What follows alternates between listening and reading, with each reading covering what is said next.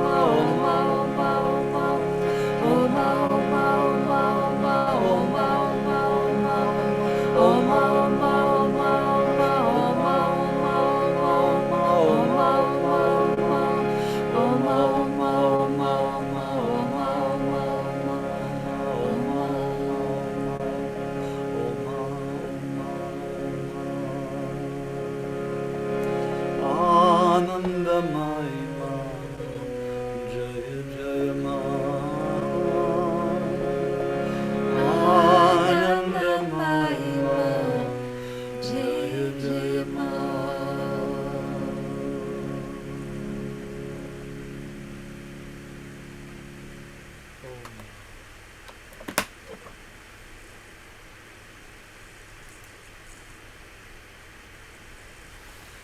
Okay, so let's hear from Pragya with her newly published book of wonderful satsangs in Ma spanning about 20 years. By the way, Pragya, I just bought another 2 volumes, which I'm taking because I'm to the Bahamas. I'll be doing the New Year's Eve Kirtan and teaching classes there, and I'm going to give it to Swami Swarupananda, who's the head of the whole organization, and his Swamis have it, pass it around there. I'm an ambassador of the book wherever I go. Oh, that's so wonderful. Yes, thank you so much. Can you hear me? Yeah, good. Okay. I just wanted to say that I just found out that it's someone is halfway through translating the book into French now, and then we'll go on to do it in Spanish. So that's kind of good. Yeah. I have to say, I'm still back with that reading you did earlier, and then after which you said that some people say that after we leave this body, there's an opportunity to go be with Ma in another loka, and she'll be giving us direct teachings. Is that what you said? Yeah, let me expand a little bit further. That's really, really good news. Yeah. There was one time, okay, Didi started the Kanya Peet, the girls' school in Varanasi, and so the generations of girls have gone through there, and Ma always took great care of the girls in that school, even though she traveled constantly. Whenever she came to Varanasi, she would spend days and days with the girls, teaching them, talking to them, and she would have plays with them, and they would make wonderful plays and have all these cool things. And one time, she herself did this play where she had, see if I can describe it.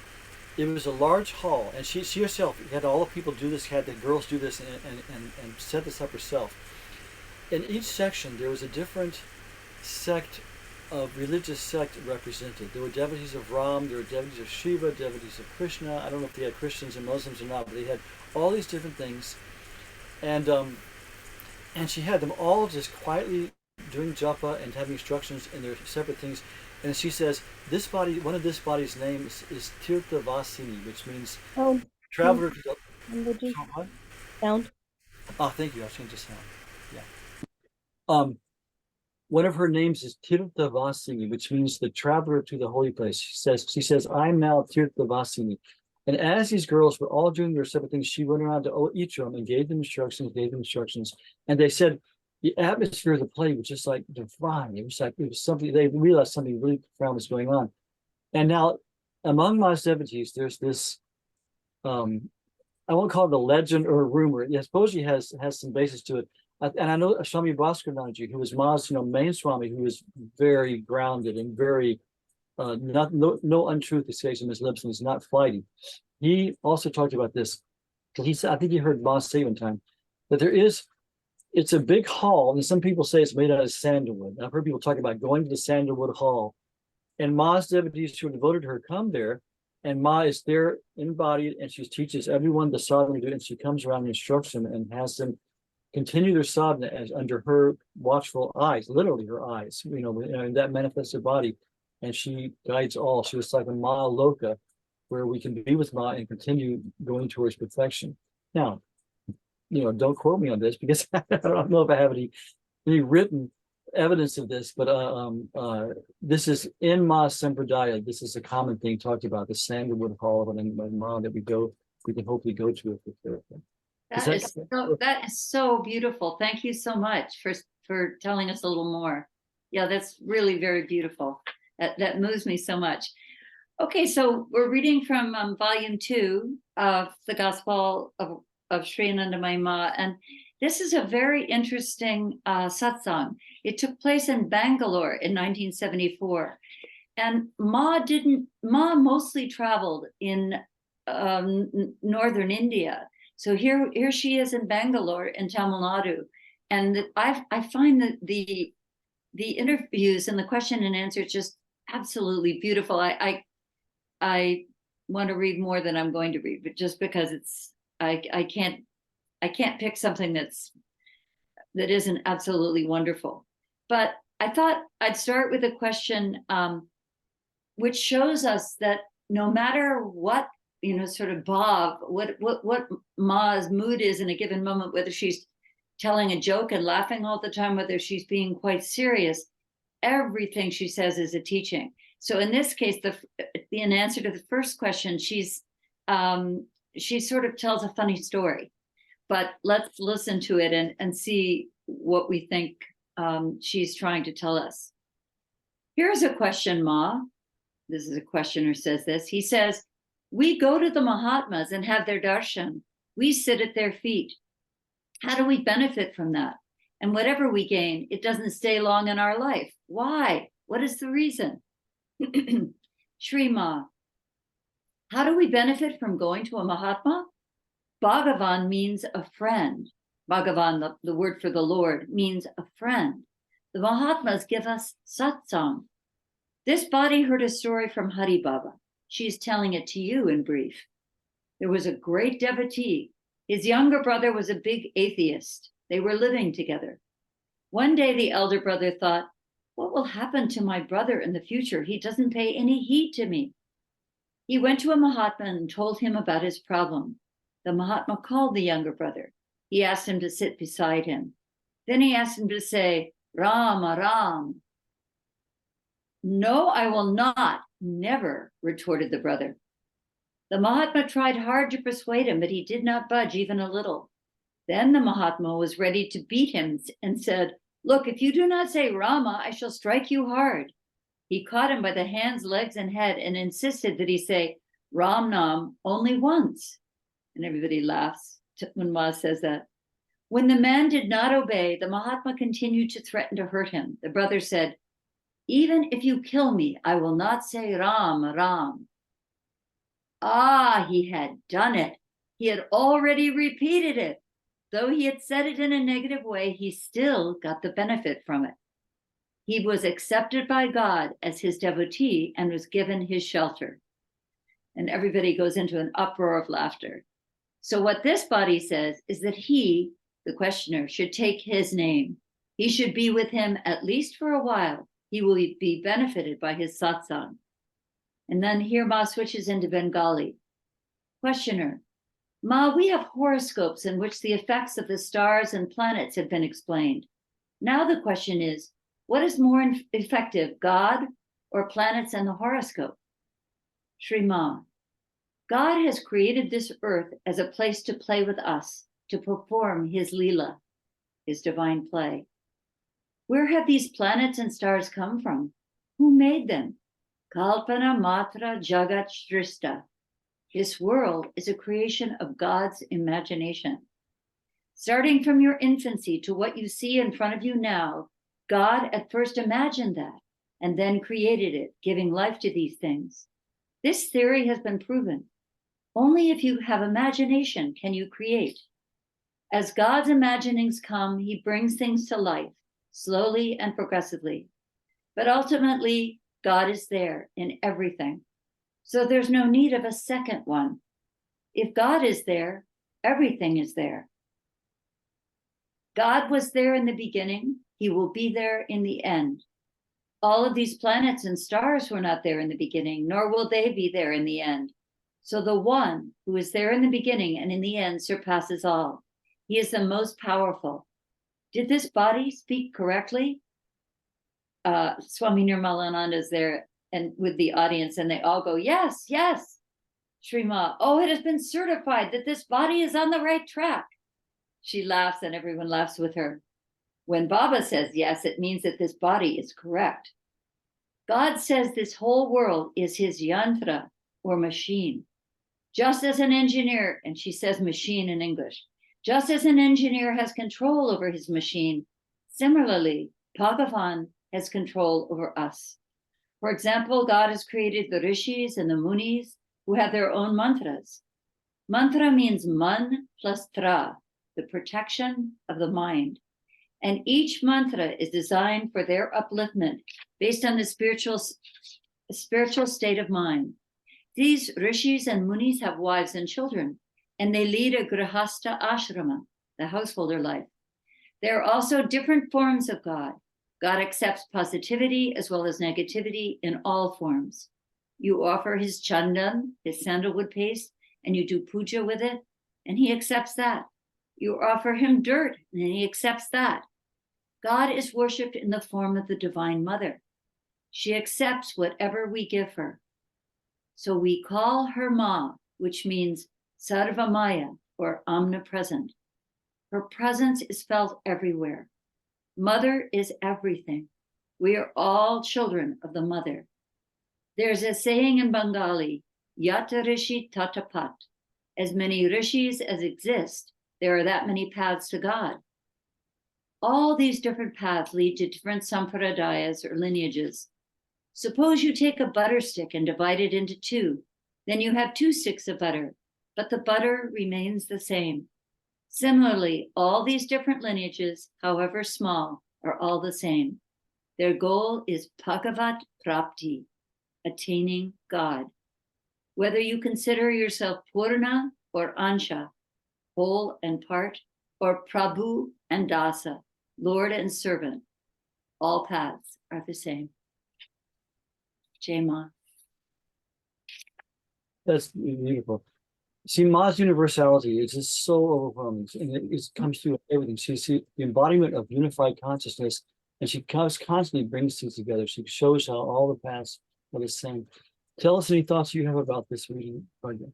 Oh, well, I love the story in the beginning. I love the fact that, she's telling this kind of a little bit wicked story of this guru who's beating someone until they say Ram. And then, of course, through skillful means, he manages to trick the person into saying Ram Ram. But what the part I like the best is, so he said it, and then Ma says, though he said it in a negative way, he still got the benefits of it. He was accepted by God as his devotee and was given his shelter. And there's something so spacious about that, just that God will win in the end, no matter how we behave, no matter how we turn away, no matter how we say no. I really love that. I find that very encouraging. And of course, I love it when she talks about who the Divine Mother is, and the fact that her presence is felt everywhere. Mother is everything. We're all children of the Mother. There's something when she speaks those words, then we can sort of take in the blessing from her of having her in our life. I love that part. How about you? Yeah, same. What you said. Yeah, beautiful.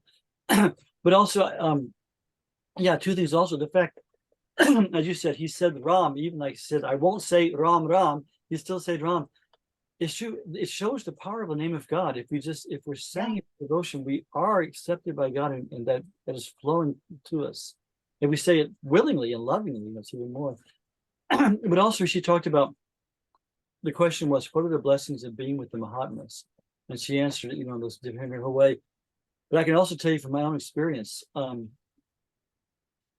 in the years I was traveling with Ma, of course, many wonderful saints came to Ma. We got to see them all, including one of the Shankarcharyas came. We saw him. I saw him with Ma, and so it was a blessing to always be with them. Swami Chidananda was there. I met many great saints who would come to see Ma at that time, and then later in the 12 years where I was sent back to India to help work in a school in one of Ma's ashrams, I made a point. I traveled wide in India, and I made a point to always try to meet the Mahatmas.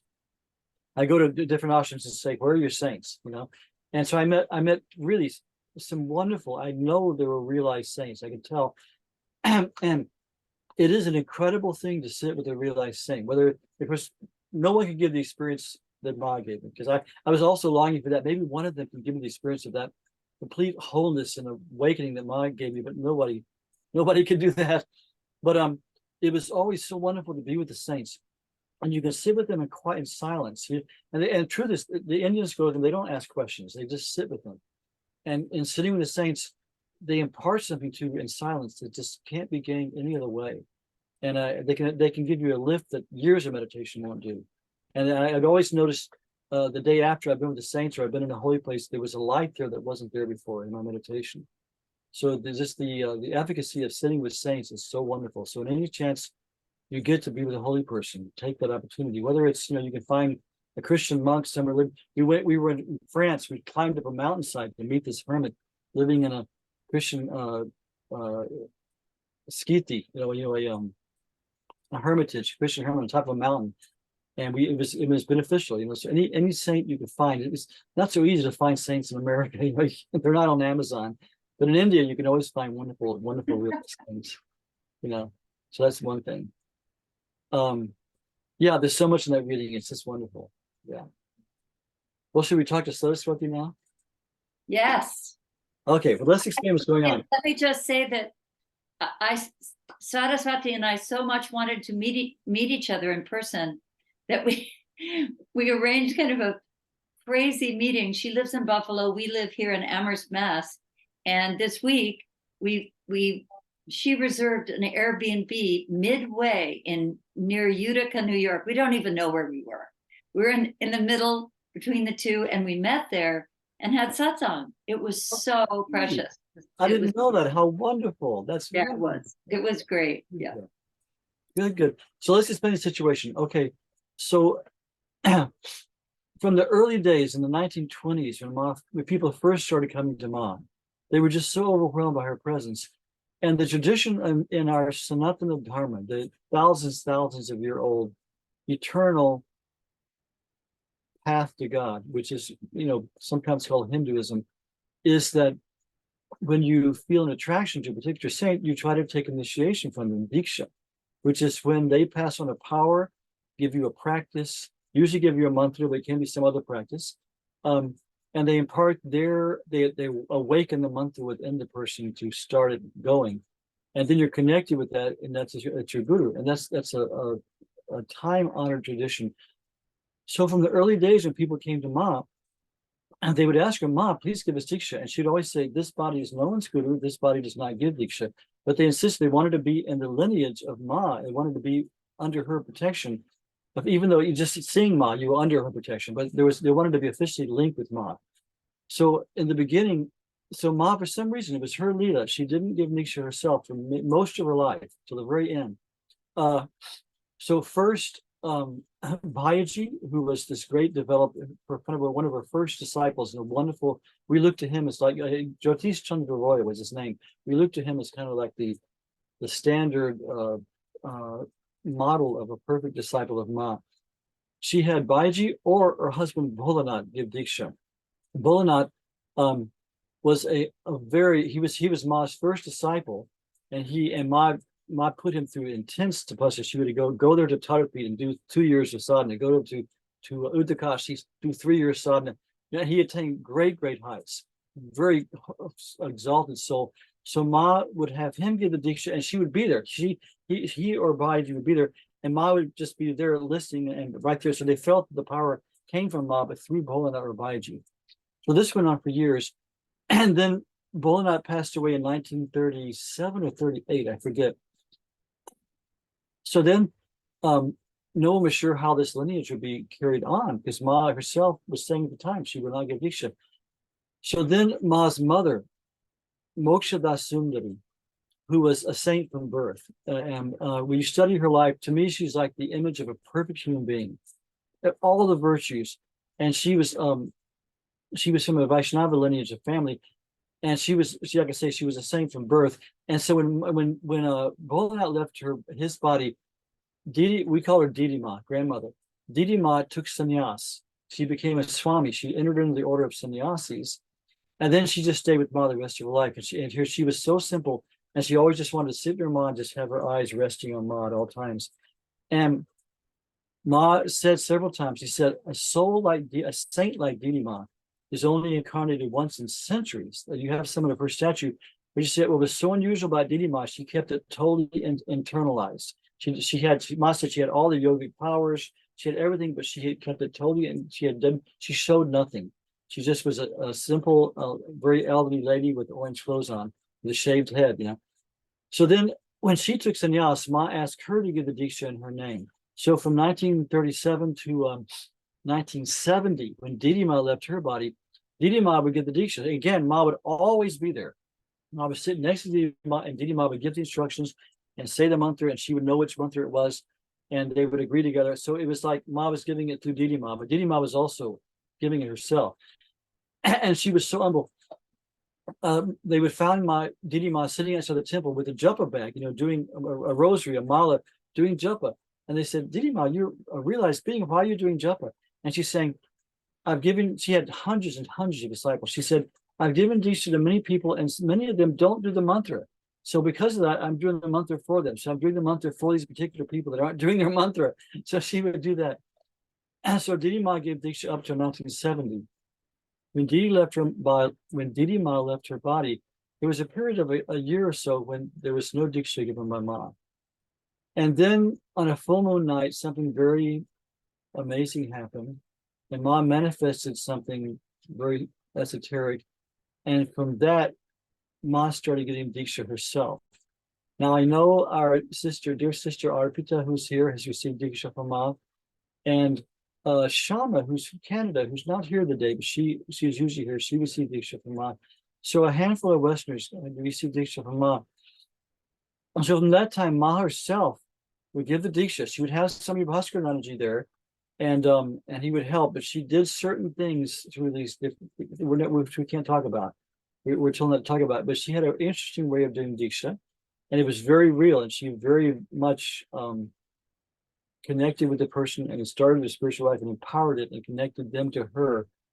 And I received Diksha that way from Ma in 1973 in the Vrindavan ashram.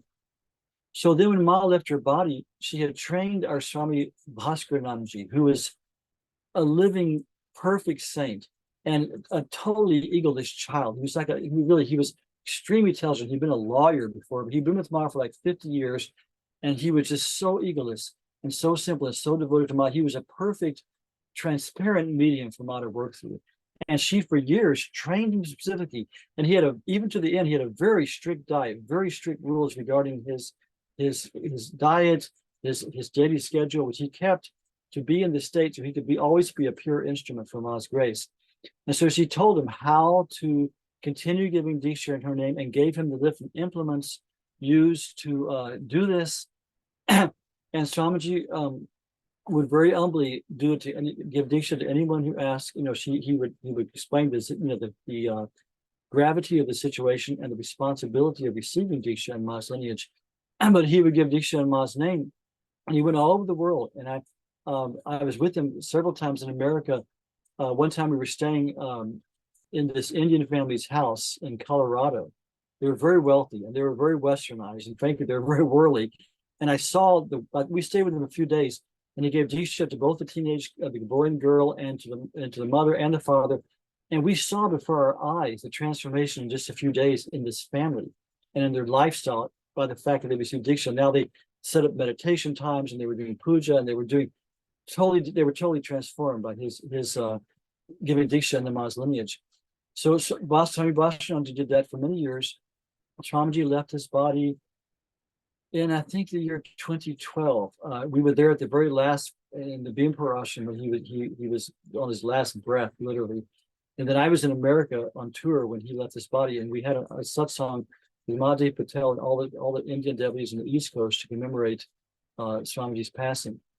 So then once again, we felt that. I think also there was Swami Nirvanananda, who was the head of the president of Anandamayi Sangha, also received permission from Ma to give Diksha.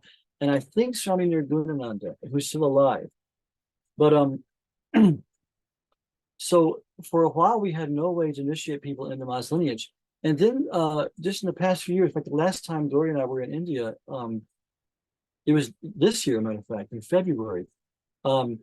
We were putting the ashes of a dear friend of ours into the Ganga, and we were at Ma's ashram in Kamkal, and there was a lady there who was they just called her Chandan Devi, who was one of Ma's traveling companions. She was a sannyasini, and she had been given permission by the Sangha to give Diksha in Ma's name. And then she passed away just a few months ago. But now, I think it was to Swami Nirgunananda's prompting, they had a meeting in the Sangha, and they realized we still have the implements Ma used, we still have people who are with Ma. So they decided to continue giving Diksha into this lineage. And so I want to hear more about it. But anyway, so our dear sister Saraswati, who's here today, just recently returned from both getting Diksha into Ma's lineage through this method, and also visited our Ma Sharanam ashram. So I'm having this long preamble to explain what's going on. Let's hear from Saraswati. So we want to hear how what she can tell, because I know a lot of it you're not supposed to tell, how the Diksha went and how they did it, and then her experience at our Ma Sharanam ashram in central India. Okay, so Saraswati, are you there? Yes, and thank you so much for that. I really appreciated that that background, and it's helpful in this story. So I would, I'm gonna tell you what happened, like the actual things that happened, but I must say that the Diksha itself is incredibly intimate and personal, and even if I could, and I can't talk about it because it is a secret, it would be so difficult for me to describe exactly what it is. But the readings and everything have led to being able to at least say that to take a guru is, I think that as Westerners, we sometimes can romanticize that, but there is a heaviness to it. It's a promise, and it's a heaviness that it also reminds me of the word Shraddha, right? Shraddha is sometimes translated to faith, but deeper than that, Shra is sort of connected to truth, and Da is to bear, and there is a sense of bearing the truth too. So it's pretty heavy, right? And it's been 1 month. So it was November 15th was the day of my birthday, in many ways, we could say. And so much led up to it. It wasn't just, I can say almost 20 years of a lot of purification and commitment and sadhana that really led to this moment. And for the last few years, I didn't know why I was doing it, but I was keeping a spiritual diary and writing things down, all in preparation for this event. and I didn't know it, but so I flew into, and so I want to say just some interesting things. I made the trip to India because my teacher, I have a teacher that I've known online for the last few years. She's from Belgium, and there was going to be a workshop in Kochi. So about a year or so ago, I knew that this workshop was happening, and I decided I'm going to go to India in November. And then after I made the commitment and I paid to go to this workshop, I found out through our beautiful Satsang and Sangha that they were going to be doing mantra Diksha.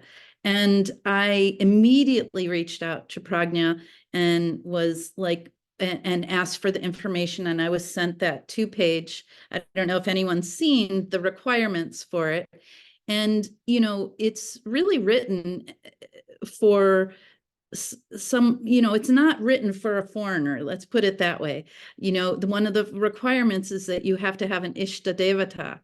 And this is not something that we're given as Westerners. However, in my preparation in these 20 years, I became a Shivananda yoga instructor. And through that yoga teacher training, I was given a name and given a mantra. And what I didn't know at that point when I did it was that might be a problem. So let's get to Kankal. So I arrived in Kankal. I had written emails to Swami Vishwanathananda, and it's very, I had never been to India, so this was all fun, getting to know how things are so much different in India. And I wrote an email and said that I was coming, that my hope was to do this thing. I had written, I had to write 10,000 times my Ishta Devata, just the name of the Ishta Devata. And that's a lot. And I did that. I was in communication with Swami Vishwanathananda. And they said, okay, yeah, come. And I explained who I was, in that I had gone through Shivananda and that I had done this thing. And they're like, okay, this is good. You can stay at the International House.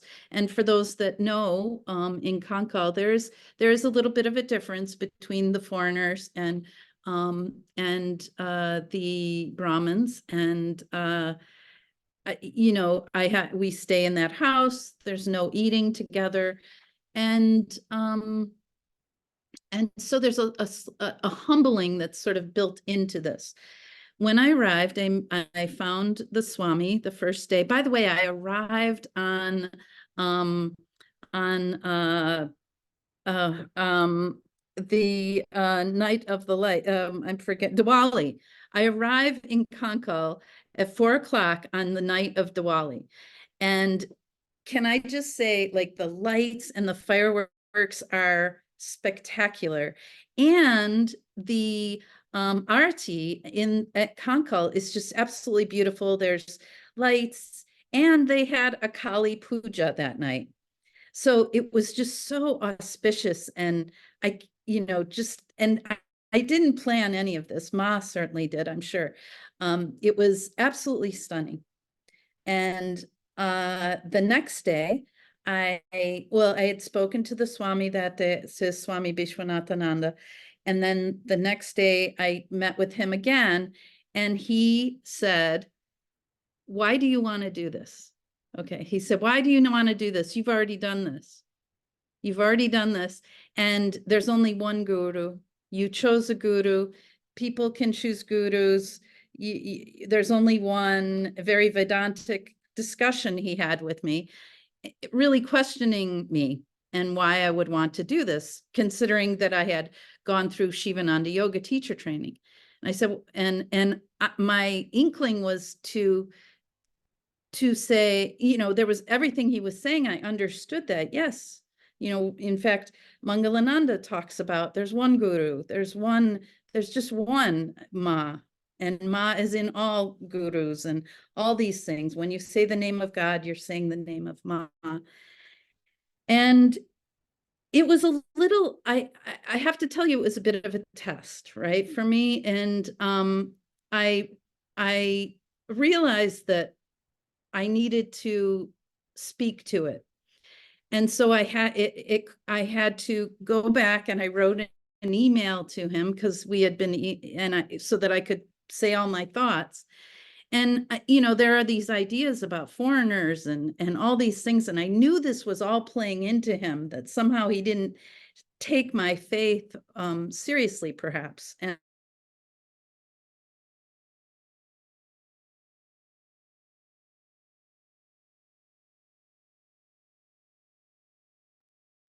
Oh no, so what you're frozen. You've got us on edge now. sorry, the electricity. There you are. Yeah. There you are. You're back. Good, good. Well, Please so continue. I essentially said, no, I am a Ma devotee. This has been my path to Ma. Ma brought me to Shivananda. Ma helped purify me to get to this point through Shivananda. And so I spoke to it, and he was like, okay. And he said, oh, and he looked at my clothes. He kind of looked me up and down, and he said, is that all the clothes you have? Do you have a sari? And I said, no, but thankfully the two people.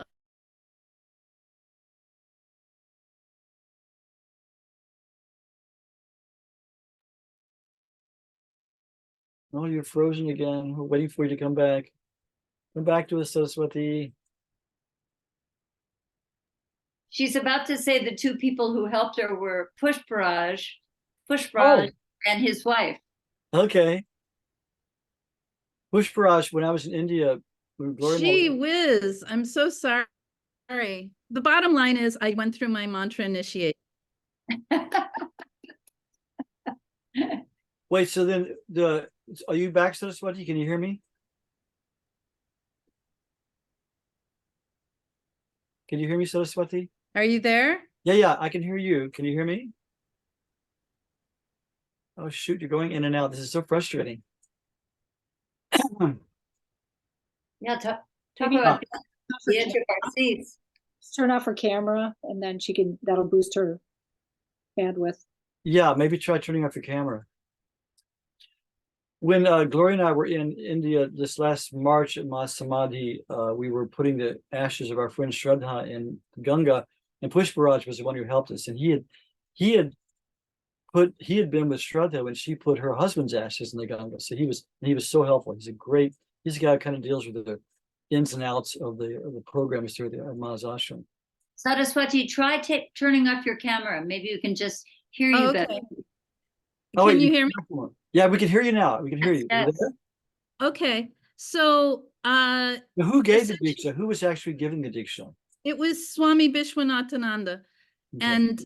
And I do want to say that it was in Ma's room, and if you know the ashram, and it was absolutely beautiful, and as I mentioned, very personal and quite intimate too, in a way, and lovely, and changed my life. You know, when you make a promise, and as anyone who's ever made a vow, you know how that works. So it's lovely. And then I went to Ma Sharanam.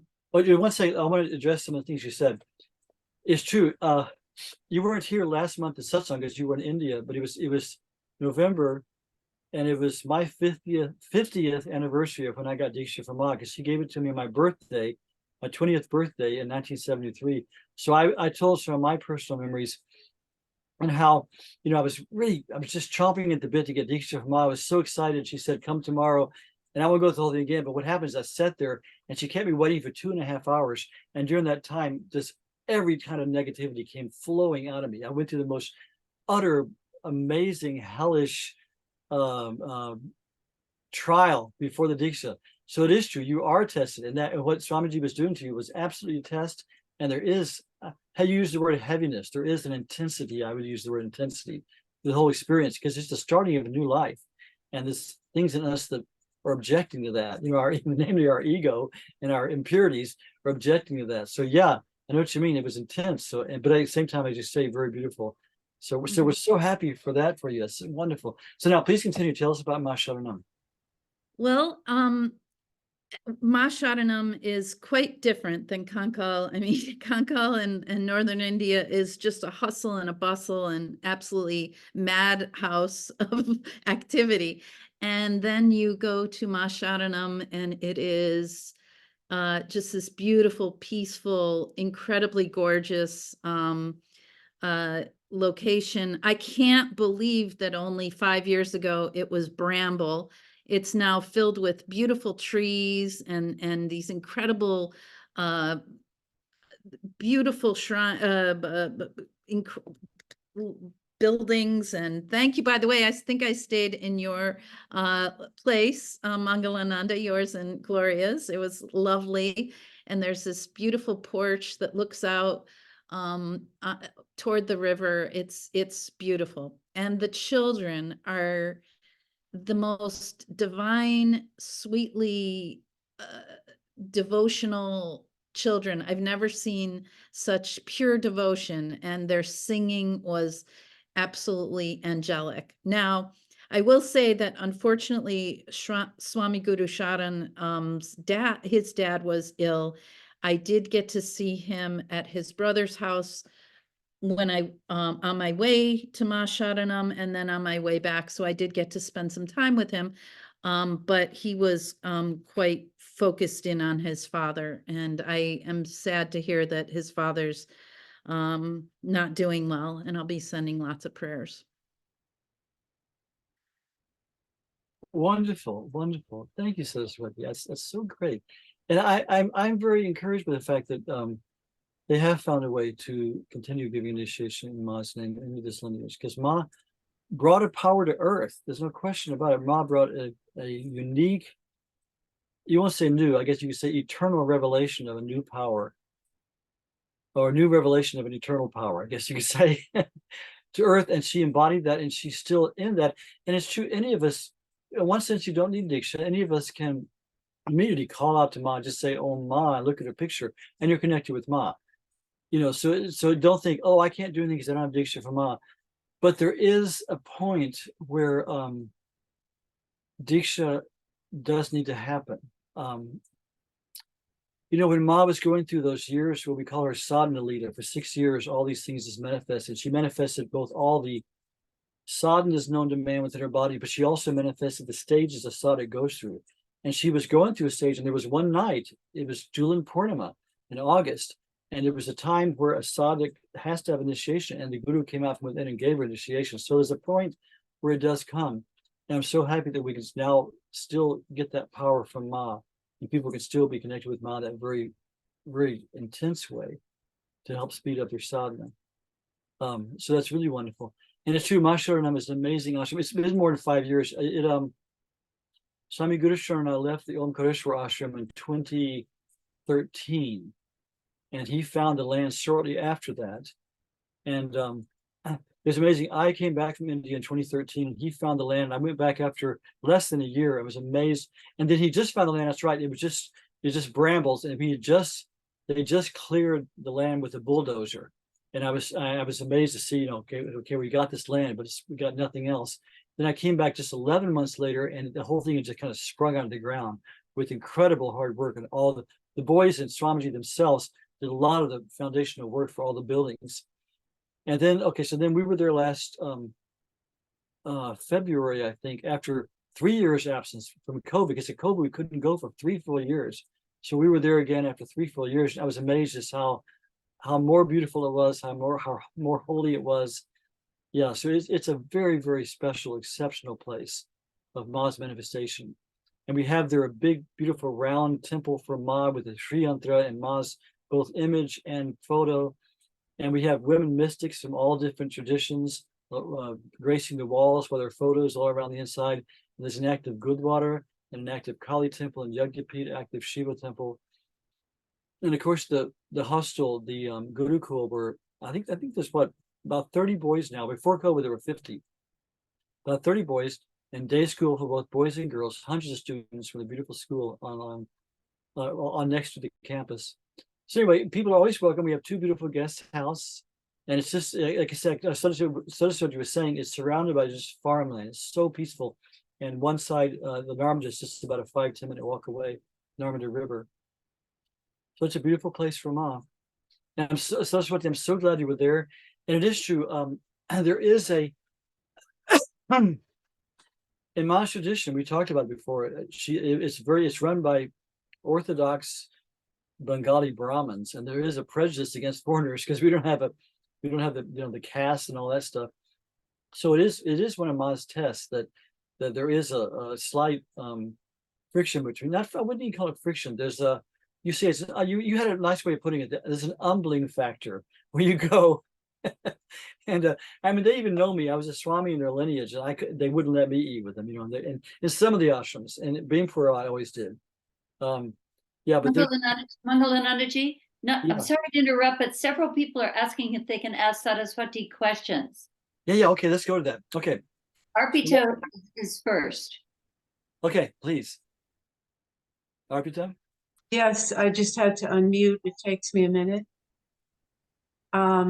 Just getting back to Saraswati's experience. I wanted to just ask you, I know that you can't speak about certain things because I was told the same thing, but I'm just curious, did you go to India by yourself? Yes, I did. And I felt very comfortable doing that. And in fact, I think it's all part of it's all part of that initiation. I mean, when I say that it's very intimate and personal, I think that traveling by myself as well was a part of that. I mean, this is one step in my journey, and ultimately my goal is sannyasa. So it's all part of that. That's amazing. That's total. Well, for me, that would be amazing. I'm not as brave. I went when I was in my 20s, in 1973, and I went with a girlfriend, and then I went again in 76 with my ex-husband, the first husband I had. I just can't imagine doing it alone. So I just want to say that alone is Well, very impressive for me. So it's yeah. so sweet that you even noticed, but it I was noticed. and I think it's interesting because it's really Ma's my partner in so many ways, and she was along in every aspect of this trip. So that's the best partner to have. Yeah, for sure. It's just especially in this day and age, and the world feels very unsafe. In fact, more unsafe than it did in the 70s. But also I found that men act differently towards women there, which is off-putting. It was off-putting for me. So it felt good to have a companion. But anyway, congratulations, and very happy for you. Thank you so much, Arpita ji. And yeah. also, I do want to say that it's not, I was in the Peace Corps by myself, and I have traveled by myself. I did the Camino de Santiago, and so I walked across Spain by myself. So it wasn't just out of the blue. So yeah, I just am in awe of women like that. So I do want to put a word. I want to put a word in here that I totally respect Saraswati for that, and I see how it helped her and everything. You have that background, but for the record, please don't go to India by yourself, because India. It's different. It's very different. Yeah. Indian culture is very hospitable, very loving, very fostering. People would take you to their homes and feed you, and wonderful. But as of, I would say, the last 25 years, especially, due to Western influence, due to internet porn and things, these young men, when they see a Western girl, they really get excited, and there's been a lot of unfortunate rape situations. So, and which is totally antithetical to Indian culture, but it's there. So everybody understand and respect you for you're doing it. But generally speaking, people are here listening to this. Please, if you're a woman, don't go alone. Have a companion. It's important. So, Yeah, maybe you Anyway, can go with me next year. I'm going to be going next year. If anyone wants to go with me, I would love to take people. It's a very long trip. I think Martha has a question. Do you, Martha?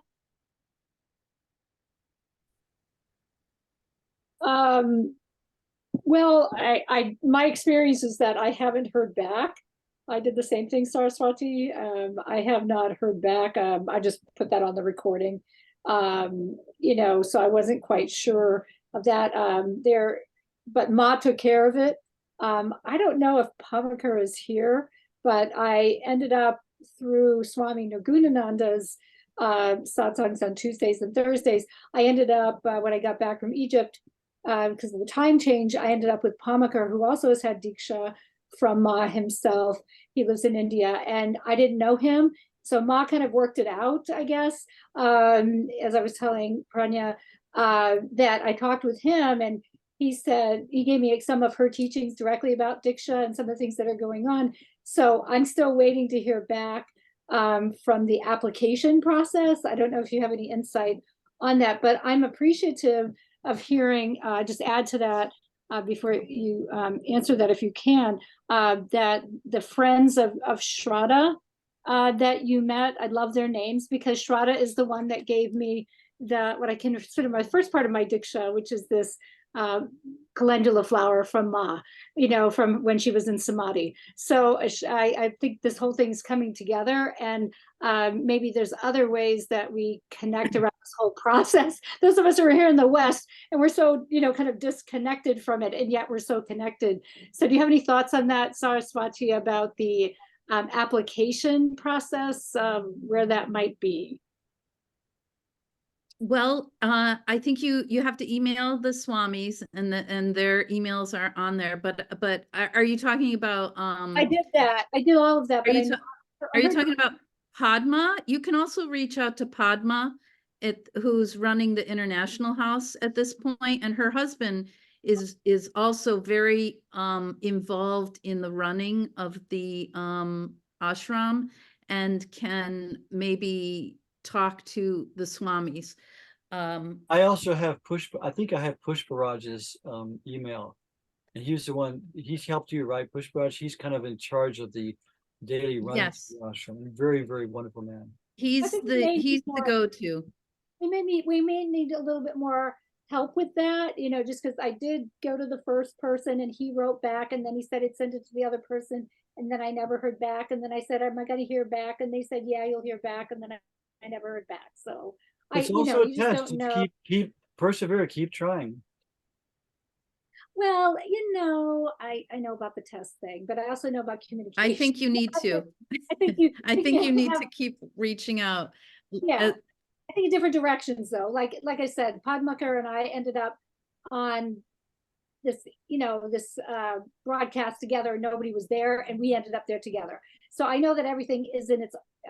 Ma said everything is as it is, So I know that too. But I did want to put it out there just for the audio, that for those who are going through the process, you don't always hear back. And so I'm reaching out to other directions, like Saraswati, and I'll come out to you, Mangalananda, and say, hey, is this, because I don't even know if it's supposed to be.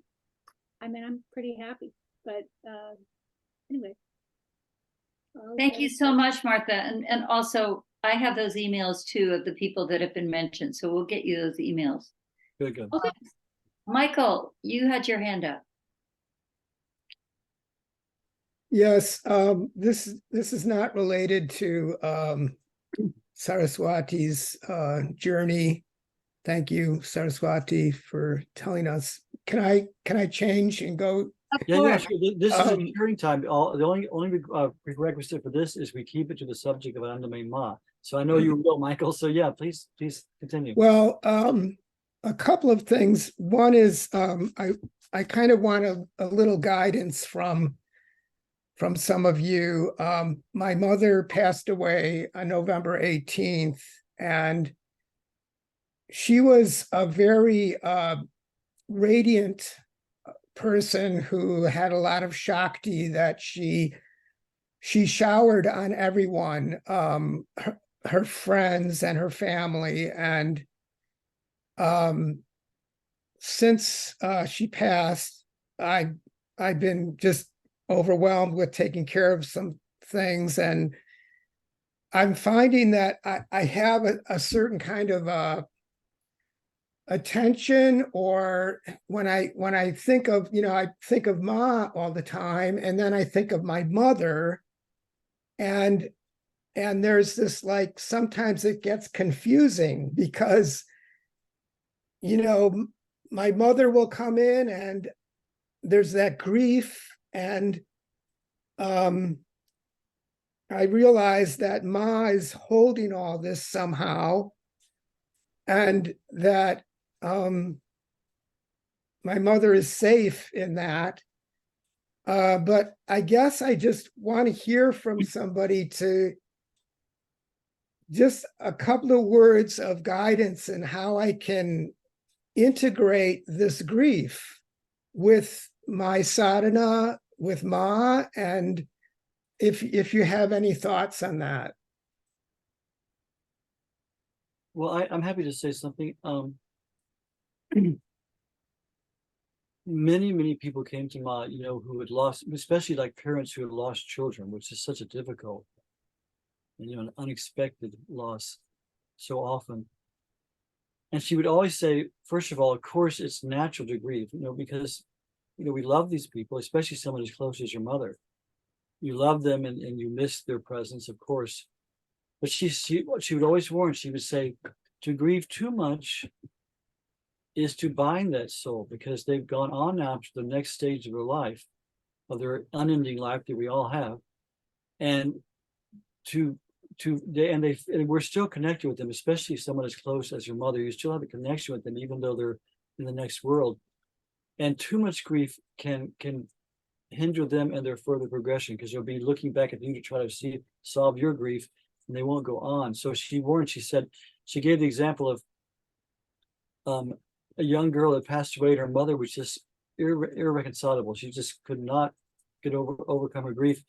And she had a dream of her child in this beautiful world of just light and bliss. And she was with other children, and they were studying with this rishi, and they were making progress. And she says, and child said to her mother, I have to leave this world now and come back and be incarnated, because of your grief has brought me back.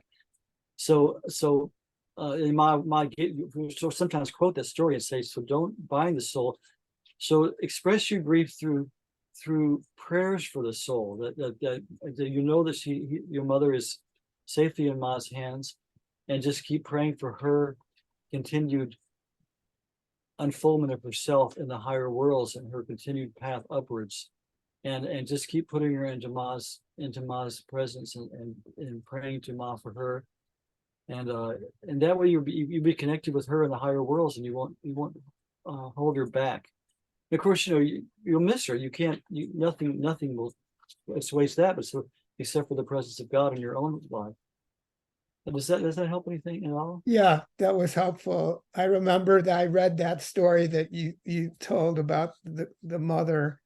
Yeah, so thank you. Yeah.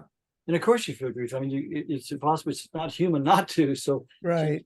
But the more you just think of her mother as, she's an immortal soul, and she's gone forward, and she's gone forward, in front of you, in front of this world, and she'll be there to kind of help you come through the next world too. And just keep lifting her up to Ma's presence. Yeah. Thank you. And also one more thing. Ma is the, we say in the Chandi, there's a verse that says, Ya Devi Sarva Bhuteshu Matarupena Sanstita. Oh Devi, you who are in the form of motherhood in all beings. So it's Ma herself who manifested through your physical maternal mother to in her qualities of motherhood and maternity and love for you and care for you. That was Ma herself manifesting through that person. Mm-hmm. So when you're talking to Ma, you're talking about the source of your mother's love for you. So your mother's love is still there through Ma too. That's so beautiful, Mangalanandaji. That's kind of what I was going to say, Michael. First of all, I just wanted to say thank you so much for bringing your tender heart to this group and trusting us and that we can help hold you during this time. I'm really touched by that. But I was going to say the same thing from your description of your mother. I can see why there would be some confusion because she was a radiant being. And to that degree, she was radiating our Ma. And so I don't think there's a conflict really. I wouldn't worry too much about the conflict as much as you know, Ma is in all of us, but maybe she was particularly in your Ma, you know, that your Ma had that beauty, that radiance. And so I'm just so blessed to hear about her and to honor her. And we're with you. Yeah. Thank you. Thank you so much. My mother had these saintly qualities, and I feel just so privileged to, you know, that she was my mother. And so thank you for giving me some a place to hold this and context for that, for all of this. Yeah. Yeah. See, this is our Sangha. This is why we're doing this. So we all can be together in all these things, and these difficult moments help each other. So as Pragya very nicely said, we're very honored that you shared this with us. And you know, Michael, as a nurse psychotherapist doing spiritual work, I just also echo what they're saying. It takes a while, usually about 12 months, to process the gift that you're talking about too. And so seeking some help with that, you know, just a soft place to fall. And because it's a powerful gift. Yes. Yes, I already know that. Yeah, thank you. Process it. Yeah. And I just say I want to express my I'm sorry that you have this loss. And just to say to just be easy on yourself and try not to have so much like how you should process or how you should feel, or, you know, just to incorporate the grief into your sadhana. It's part of your sadhana. There is no separation. All of the things that we go through in life are part of our sadhana. And we're all subject to aging, sickness, and death. It's all part of it on this earth. So just to be gentle with yourself, and love is the price. The grief is the price we pay for love. But when I was with Ma, I never saw my mother or my grandmother as radiant beings. But when I was with Ma, I saw she appeared to me like my grandmother and my mother. So there's no, in a sense, there's no separation. Because she was like a crystal that reflected every being incorporated into her. I just think of it like, I was thinking of her as a pure crystal. Just reflects everything. And so the grief is also being reflected here. So just to be patient with yourself too. Yeah. Thank you, Arpita. Thank you.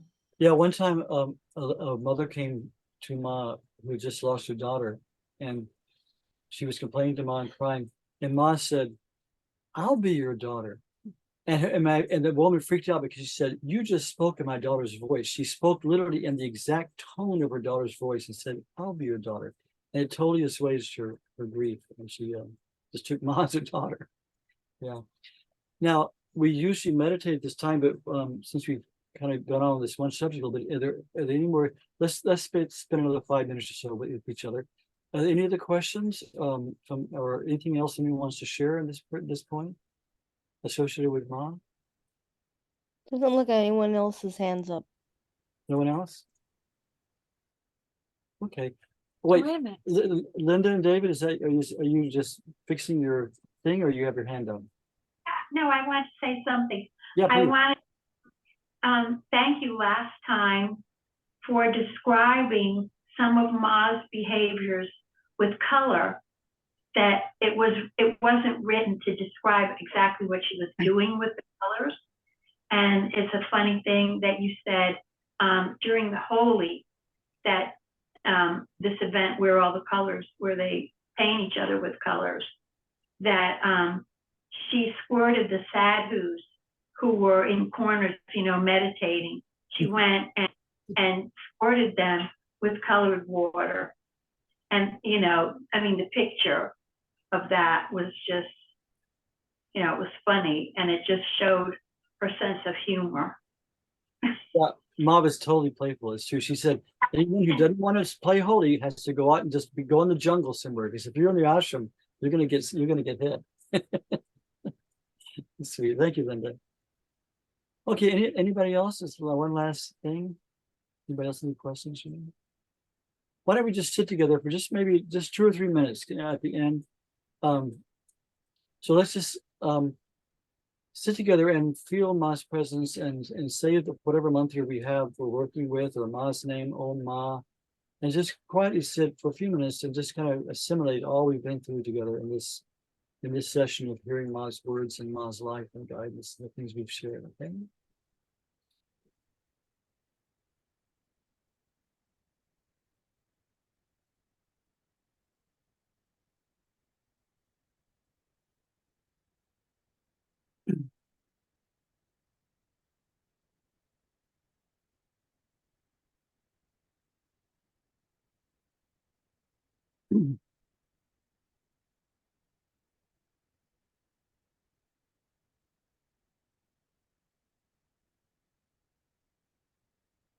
Now let's send out Ma's blessings to the whole world, which so desperately needs her presence right now. We use the Sanskrit Shanti part for this. Om Sarve Bhavantu Sukhinaha Sarve Santu Niramaya Sarve Bhadrani Pashyantu Ma Kaschid Dukhabhag Bhavet. May all beings be happy. May all beings be free from suffering. May all look to the good of others. May all experience the unity of life. Om Asatom Sadgamaya Amasoma Jyotirgamaya Mrityurma Amritam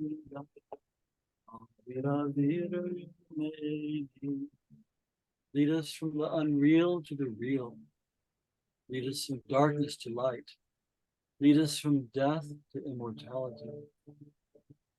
Om Purnamada Purnamidam Purna Purnamudachyate Purnasya Purnamidam Purnameva Vashishyate.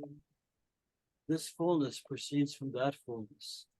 And fullness is taken from fullness, yet only fullness remains. Loka samasta sukhino bhavantu. Loka samasta sukhino bhavantu. Loka samasta sukhino bhavantu. Om Shanti Shanti Shanti. Hari Om. That's Shri Shri Anandamayi Mata Ki Jai. Thank you all for joining us today and sharing from your heart all the things that went on. And we wish you happy holidays, or all the different holidays coming up. And we're here every third Sunday. Please join us every third Sunday. Any other announcements? You gotta say goodbye. Happy birthday to Harold. Yeah. Thank Happy birthday. Namaste. Jai Ma, Jai Ma. Wasn't there someone to pray for? Couple people to pray for. Yes, David Slyer. We're praying for David. Congratulations, folks. It's so wonderful. You've got now you've got this gift. You keep it and use it and let it grow. Water it daily. Yeah, turn on your video for a second, Saraswati. Yeah. She's afraid she's not going to be able to. I can stay. What's the play for the people who are sick? Anybody else? Somebody was asked. Stay and pray. Give this echo. Okay, everyone. Jai Ma, everyone. Your model. Jai Ma. Jai Ma.